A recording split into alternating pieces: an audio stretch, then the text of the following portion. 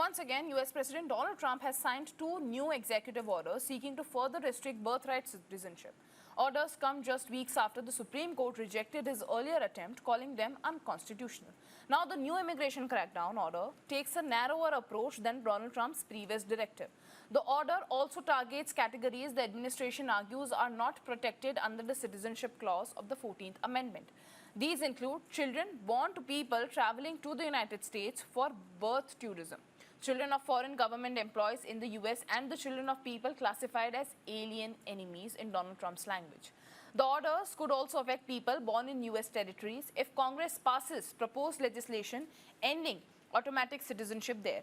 The White House said that the latest directives do not violate the Supreme Court's June 30 ruling because they apply to groups falling outside the constitutional guarantee of birthright citizenship. White House aide Stephen Miller says that the order means no one in the world is anymore allowed to obtain a visa for this fraudulent purpose. Cracking down very big crackdowns, and this will give us the right to do it in a much more forceful manner. But they've taken birthright citizenship and they've made a joke out of it. It looks at what he refers to as birth tourism, or what he alleges are pregnant women coming to the United States to give birth specifically so that their child will be an American citizen and will allow them the benefits of blood relation to an American citizen. So birth tourism, does it exist? Yes. It's a very small and rare phenomenon. And most of the time when people give birth in the United States, it's coincidental. They're here visiting or as a tourist, or they want to give birth here to be closer to family. It is not a crime to come to the United States when you're pregnant.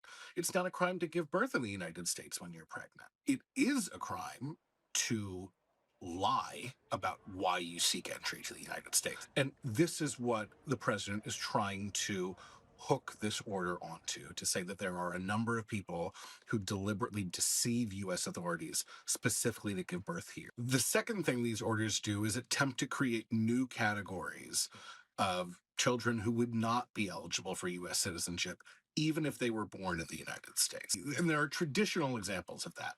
One is children who are born to foreign officials in the U.S. One is children who are born to invading armies in the United States. There is not an invading army in the United States. I thought we were going to win it at the Supreme Court. Unfortunately, we had a bad decision, very unfair decision. The Supreme Court already struck down one of President Trump's attempts to end birthright citizenship outright. How will these orders try to circumvent the Supreme Court's order? They don't. Expect these orders to get challenged immediately, and those challenges themselves could head to the Supreme Court as well.